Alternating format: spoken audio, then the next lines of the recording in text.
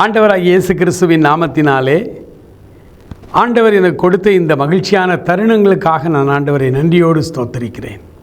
அன்புக்குரியவர்களே, நம்முடைய திருநெல்வேலி திருமண்டலம் இந்தியாவின் முதல் திருமண்டலம் என்று சொன்னால் அது மிகையாகாது. நம்முடைய திருநெல்வேலி திருமண்டலத்தினுடைய 200வது ஆண்டு நிறைவு விழாவை நாம் கொண்டாடி கொண்டிருக்கிறோம். இறை மக்கள் கூடி ஒவ்வொரு நாளும் ஒவ்வொரு நிகழ்வாக நடத்தி நம்முடைய முன்னோர்களை நினைவு கூறுகிற ஒரு அருமையான நாட்களாக இந்த நாட்களை ஆசரித்து கொண்டிருக்கிறோம். அன்புக்குரியவர்களே, இந்த 200 ஆண்டுகளாக ஆண்டவருடைய நடத்துதலின்படியும் ஆண்டவருடைய சித்தத்தின்படியும் இந்த திருமண்டலம் தன்னுடைய தரிசனத்திலே எத்தனையோ பிரச்சனைகளுக்கு இடையிலும் தரிசனத்தை நிறைவேற்றி கொண்டே செல்கிறதை பார்க்கும் பொழுது இந்த திருமண்டலம் உருவாவதற்கும் இந்த திருநெல்வேலி, தென்காசி, தூத்துக்குடி இந்த மாவட்டங்களிலே சுவிசேஷம் பரம்பி மக்களை ஆண்டவருடைய பிள்ளைகளாக கொண்டு வருகிற இந்த உன்னதமான பணியிலே மறக்க முடியாத சில மாமனிதர்கள் இருக்கிறார்கள். அந்த மாமனிதர்களை குறித்து ஒரு சில குறிப்புகளை மாத்திரம் நம்ம என்ன செய்யலாம், பார்க்கலாம். 1820 1950 வரை ஒரு காலகட்டம். இந்த 1820 தான் சர்ச் மிஷனரி சொசைட்டி CMS என்று அழைக்கப்படுகிற மிஷனரி ஸ்தாபனத்திலே CTE ரேனியஸ் என்கிற மாமனிதர் இங்கே ஊழியத்தை துவக்கினார். அன்புக்குரியவர்களே, அந்த மாமனிதரை இப்பொழுது நினைத்தாலும் புல்லரிக்கிறது. ஆண்டவர் மகாகணம் ரேனியஸ் ஐயா அவர்களை எவ்வளோ வல்லமையாய் பயன்படுத்தி இருக்கிறார் தெரியுமா? இந்த திருநெல்வேலி மாவட்டம் அன்றைக்கி என்டையர் மாவட்டம், இன்னும் 3 மாவட்டமாக இருக்கிறது. அந்த என்டையர் மாவட்டத்திலே 371 திருச்சபைகளை நிறுவியவர் ரேனியஸ் ஐயர் அவர்கள். ஆகவே தான் அவரை நாம் திருநெல்வேலியின் அப்போஸ்தலன் என்று அழைக்கிறோம். இன்றும் அவருடைய கல்லறை நம்முடைய அடைக்கலாபுரத்தில் முருகங்குறிச்சி பகுதியிலே அவருடைய கல்லறை இன்றும் அங்கே இருக்கிறது. அவருக்கு நாம் மரியாதை செலுத்தி கொண்டிருக்கிறோம். ஆமென். அன்புக்குரியவர்களே, புராட்டஸ்டன்ட் மிஷன் பணியின் புதிய கட்டமாக ரேனியஸ் ஐயா அவர்களுடைய ஊழியங்கள் இங்கே அமைந்தது. கிராமங்கள் தோறும் சுற்றி திரிந்தார், நகரங்கள் தோறும் சுற்றி திரிந்தார். அப்போஸ்தலர் 10:38 இயேசு கிறிஸ்துவை தேவன் பரிசுத்தாவியினாலே நிரப்பின பொழுது அவர் எப்படி நன்மை செய்கிறவராய் சுற்றி திரிந்தாரோ அதே போல தேவ ஆவியானவரால் நிரப்பப்பட்ட ரேனியஸ் ஐயர் அவர்கள் இந்த என்டையர் டிஸ்ட்ரிக்ட் முழுவதும் சென்று ஊழியங்களை ஸ்தாபித்து அவர் சபைகளை உருவாக்கி வந்தார். அன்றைக்கு 1820களில் 26 அன்றைக்கு ஆண்டவரை ஏற்றுக்கொண்ட நம்முடைய மக்களுக்கு இன்று இருக்கிறதை விட அதிக உபத்திரமும் தொந்தரவும் இருந்தது. ஆகவே நம்முடைய மிஷனரிகள் ஆண்டவரை ஏற்றுக்கொண்ட ஆண்டவருடைய பிள்ளைகள் தனித்து சுதந்திரமாய் ஆராதிப்பதற்காக சில கிராமங்களையே உருவாக்கினார்கள். நெடுங்காடு என்று அழைக்கப்படுகிற கிராமம் தான் இன்றைக்கு மெஞ்ஞானபுரமாய் மாறி இருக்கிறது. அங்கே ஒரு நீண்ட நெடிய ஒரு ஆலயம், அற்புதமான ஆலயம் ரேனியஸ் ஐயா அவர்கள் கட்டியது. நிறைய திருச்சபைகளை கட்டினார்கள். முதலூர், நல்லூர் கிராமமாய் உருவாக்குறாங்க. இன்றைக்கி இருக்கிற நல்லூர் ஒரு மேல்நிலை பள்ளி, ஒரு கலைக்கல்லூரி, ஒரு மிஷின் ஃபீல்டு எல்லாம் இருந்து இன்றைக்கு அது ஒரு பெரிய ஊராக இருக்குது. ஆனால் அன்றைக்கு அது ஊரே கிடையாது, ஆலங்குளம் தான் ஊர். ஆனால் ஆலங்குளம் சுற்று வட்டார கிராமங்களில் ஆண்டவரை ஏற்றுக்கொண்டவர்களுக்கு அக்காலத்திலே மிகுந்த துன்பம் உண்டாயிற்று. ஜெபிக்க முடியாது, ஓலை குடிசை போட்டு ஆராதிச்சுட்டாங்க, தீ வச்சு விட்டாங்க. அப்போ மிஷினரிகள் பார்த்தார். கணம் ரேனியஸ் ஐயா அவர்கள் இந்த நல்லூர் பகுதி, இன்றைக்கு நல்லூர், அன்றைக்கு அது காடு, அதை விலக்கி வாங்கினார்கள். மிஷினுக்கு வாங்கி இங்கே குடியேற்றங்களை அமைத்தார்கள். பாளையங்கோட்டை பக்கத்தில் இருக்கிற முருகங்குறிச்சி, மேலப்பாளையம், எல்லா சபைகள் உருவானது 1826 வருடம் இந்த ஓசிக்கோபுரம் ஆலயம் கட்டப்பட்டது. உலக புகழ் வாய்ந்த ஆலயம். உலகின் எந்த நாட்டில் போய் நீங்கள் கேட்டாலும் பாளையங்கோட்டைனா ஊசிக்கோபுரம் என்று சொல்லுவார்கள். இந்த ஆலயம் கட்டப்பட்டது 1826 ரேனியஸ் ஐயா அவர்களால். பிற்காலத்தில் அதுதான் இன்றைக்கி நம்ம கத்தீட்ரலாக இருக்கிறது. ஆம், எனக்கு அன்பானவர்களே, 8-9 ஆண்டுகள் நல்லூர், இங்கே சமாதானபுரம், டோனாவூர், ஆசீர்வாதபுரம், மெஞ்ஞானபுரம் இதெல்லாம் குடியேற்றங்கள், புதிய குடியேற்றங்களாய் அமைந்தது. மக்களை இங்கே குடியேற்றினார்கள். 1838 ரேனியஸ் ஆண்டவரோடு சேர்ந்து வாழ விண்ணக அழைப்பு பெற்று பரலோகம் சென்று விட்டார். அன்புக்குரியவர்களே, அவர் 1838 அவர் மறைந்தார். 38 கனம் ராபர்ட் கால்டுவெல் ஐயா அவர்களுடைய பணி ஆரம்பிக்கிறது. அவருடைய துணைவியார் எலைசா கால்டுவெல், 2 பேரும் சேர்ந்து அற்புதமான ஊழியங்களை செய்தார்கள். மிக ஆச்சரியமான ஒரு காரியம். சென்னையில் வந்து தமிழ் கற்றுக்கொண்டு கப்பல் பயணத்திலேயே தமிழ் கற்றுக்கொண்டார்கள். சென்னை வந்தார்கள், ஊழியங்களை செய்தார்கள். நேராக கர்த்தருடைய நடத்துதலின்படி கால்நடையாய் சென்னையிலிருந்து எடையங்குடிக்கு நடந்து வந்தார். இந்த வெயிலில், தேரி மணலில் அவருடைய காலெல்லாம் பொத்து பொக்களமாய் மாறி போனது. அவ்வளவு வேதனையோடும் வலியோடும் அவர்கள் இந்த எடையன்குடி கிராமத்துக்கு வந்தார்கள். இவர்கள் வந்து இருந்த பல கிராமங்களில் பெயர்களை மாற்றி இன்று எருசலேம், கானாவூர், சமாரியா இப்படியெல்லாம் பெயர்கள் இருக்கிறது நம்முடைய மாவட்டங்களிலே. ஆனால் எடையங்குடியை மாத்திரம் அந்த பெயரை மாற்றவே இல்லை. ராபர்ட் கால்டுவெல் ஐயா. என்ன காரணம் என்று பார்க்கும் பொழுது, அயர்லாந்தில் ஐயா அவர்கள் பிறந்த அந்த கிராமம் ஷெப்பர்ட் ஷெட் என்று அழைக்கப்பட்டது. ஷெப்பர்ட் ஷெட், அங்கே ஆடு மாடு மேய்க்கிறவர்களுடைய கூடாரம்தான் அந்த கிராமமே. ஆகவே ஷெப்பர்ட் ஷெட்டிலிருந்து வந்தவர் எடையன்குடி என்கிற அந்த கிராமத்துக்கு வந்த பொழுது அந்த ஊரை எடையன்குடி, ஓ இதான் ஷெப்பர்ட் ஷெட்டு, தன்னுடைய சொந்த ஊராய் நேசித்தார் ஐயா. ஏதோ மதம் பரப்புவதற்காய் வந்தார்கள் என்றுதான் இன்றைக்கு அநேகர் கற்பனையாய் பேசி கொண்டிருக்கிறார்கள். ஆண்டவருடைய அன்பை அறிவிக்க வந்தார்கள். அதற்காக ஆலயங்களை கட்டினார்கள். வேதத்தை நன்றாய் அடுத்த தலைமுறை கற்றுக்கொள்ள வேண்டும், அறிவு பெற வேண்டும் என்று பள்ளிக்கூடங்களை உருவாக்கினார்கள். ஆனால் இதெல்லாம் எதற்காக? வெறுமனே மதத்தை பரப்புவதற்காக அல்ல. இந்த ஊரை அவர்கள் நேசித்தார்கள். தாங்கள் வாழ்ந்து வந்த ஊரிலே மக்கள் எப்படி கல்வியறிவு பெற்றவர்களாக இருக்கிறார்கள், அதே போன்ற கல்வியறிவு இவர்களும் பெற வேண்டும் என்று நம்மை அவருடைய சொந்த மக்களாய், சொந்த உடன்பிறப்புகளாய் நினைத்தார்கள். ஆகவே இவ்வளவு வேலைகளை அவர்கள் செய்தார்கள். ராபர்ட் கால்டுவெல் ஐயா அவர்கள் ஆற்றிய பணிகள் இருக்கிறதே, இலக்கிய பணி. திராவிட மொழிகளின் ஒப்பிலக்கணம் என்று ஒரு புத்தகத்தை எழுதினார்கள். இன்றும் யாராலும் மறுக்க முடியாது, தமிழ் மொழி இது தனித்து இயங்கக்கூடிய மொழி. தமிழ் மொழி ஏதோ சமஸ்கிருதத்திலிருந்தோ மற்ற மொழிகளிலிருந்து அது வரல. தமிழ் மொழி தனித்த மொழி. தமிழ் மொழி தாய்மொழி, அது தாயாக இருக்கிறது. அதிலிருந்து நிறைய குழந்தைகள் தெலுங்கு, கன்னடம், மலையாளம், துளு, இந்த மொழிகளெல்லாம் திராவிட மொழிகள்.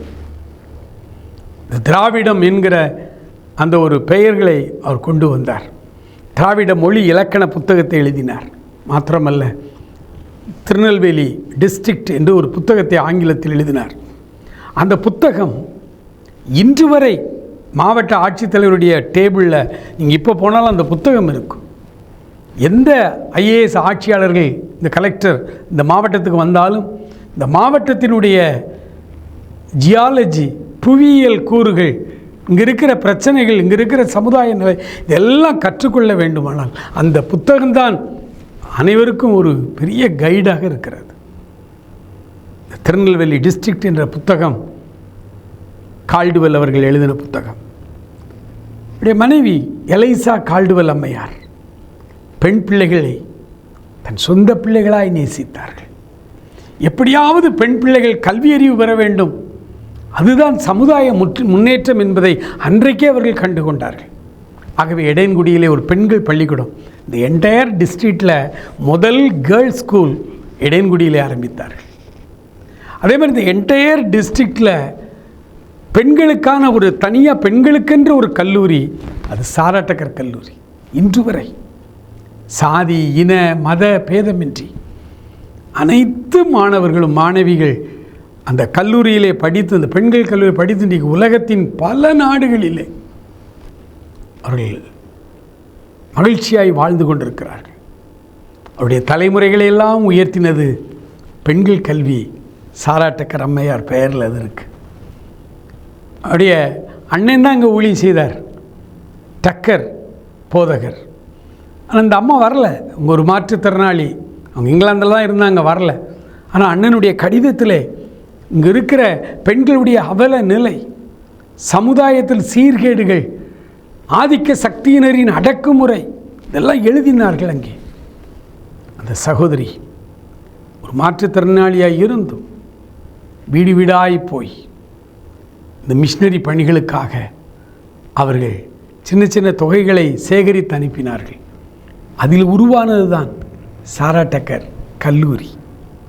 அன்புக்குரியவர்களே, திருநெல்வேலி திருமண்டலத்திலே நம்மை ஆண்டவர் வைத்திருப்பது நமக்கு ஒரு பெரிய சந்தோஷம், ஒரு பெரிய சந்தோஷம், மறக்க முடியாத ஒரு ஆசீர்வாதம். இந்த மாமனிதர்களை இன்றைக்கு நினைவு கூற கர்த்தர் கொடுத்த கிருபைகளுக்காக நான் மறுபடியும் அவரை ஸ்தோத்தரிக்கிறேன். 1840 1855 வரை அடுத்த கட்டத்தில் சாயர்புரம் ஒரு முக்கியமான கிறிஸ்தவ சென்டராய் மாறியது. சாயர் துரை அந்த இடத்தை விலைக்கு வாங்கினார்கள். அன்றைக்கு காட்டு மிருகங்கள் ஓடிக்கொண்டிருந்த ஒரு பயங்கர காடு இன்றைக்கு இருக்கிற சாயர்புரம். அந்த காட்டு பகுதியை விலைக்கு வாங்கி அங்கே ஆண்டவரை ஏற்றுக்கொண்ட, அவருடைய அன்பை நேசித்த மக்களை அங்கே குடியேற்றினார்கள்.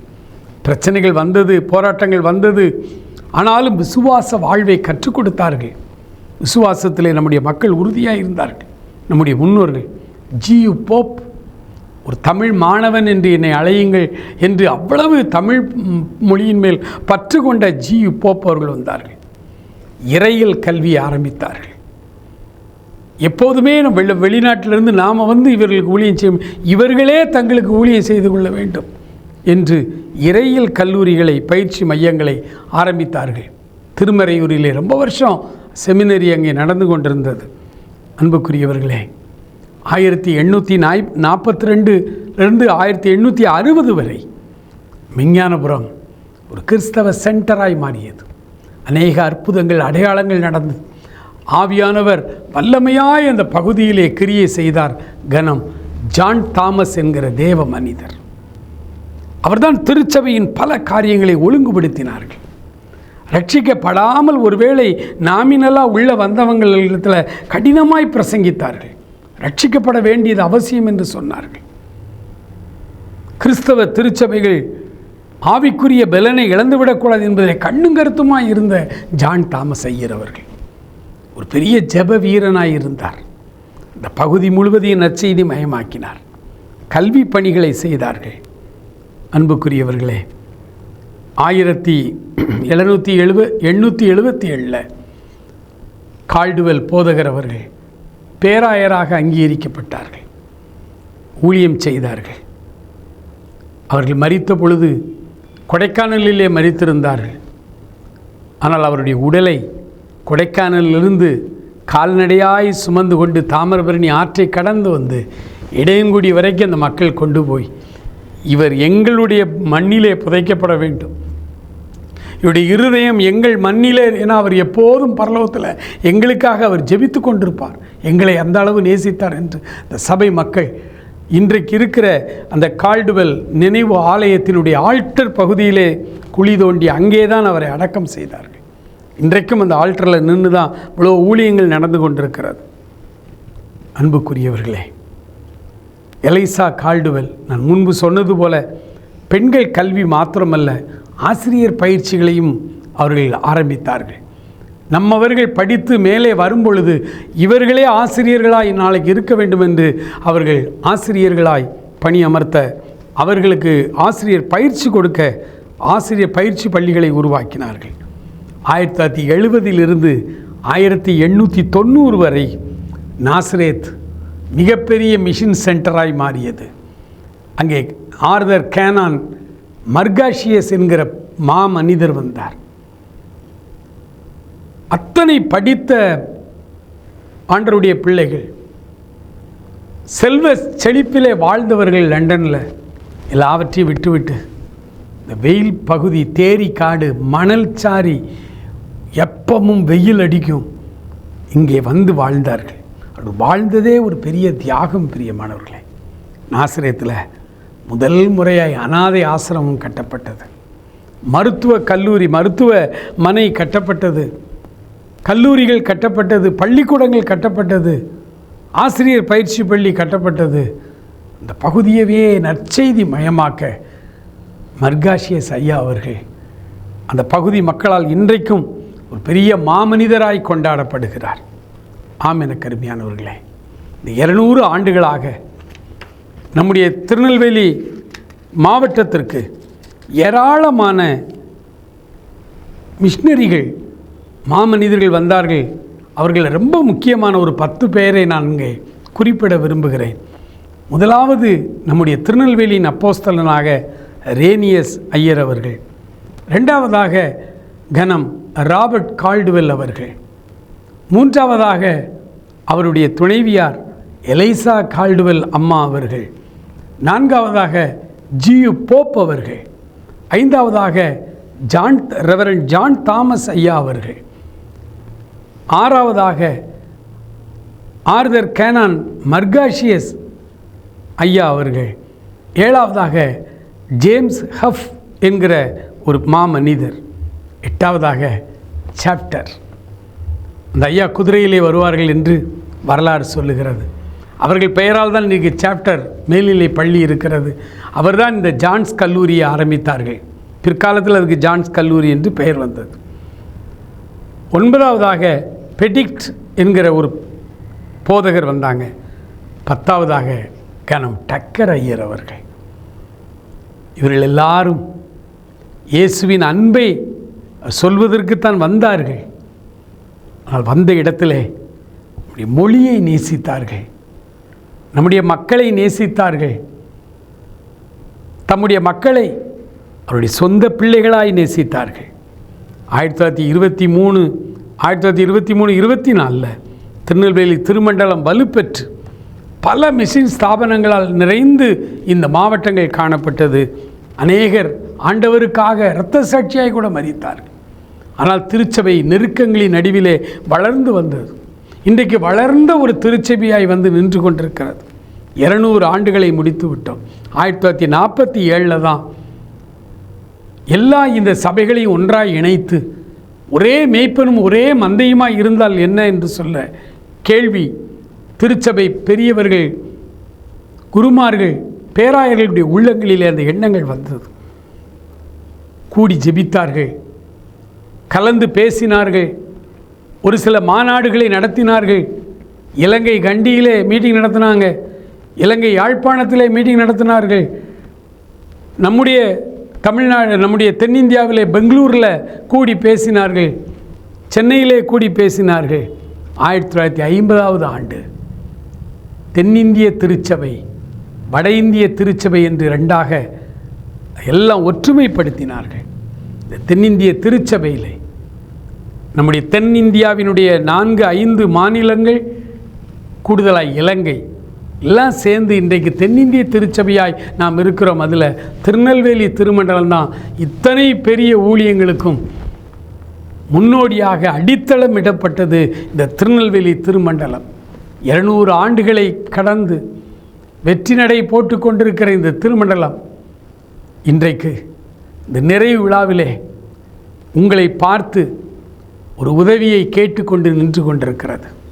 ஒருவேளை இந்த 200ஆவது ஆண்டு நிறைவு விழாவுக்கு ரேனியஸ், நான் சொன்ன இந்த 10 பரிசுத்தவான்களும் பரலோகத்தில் இருக்கிறார்கள்.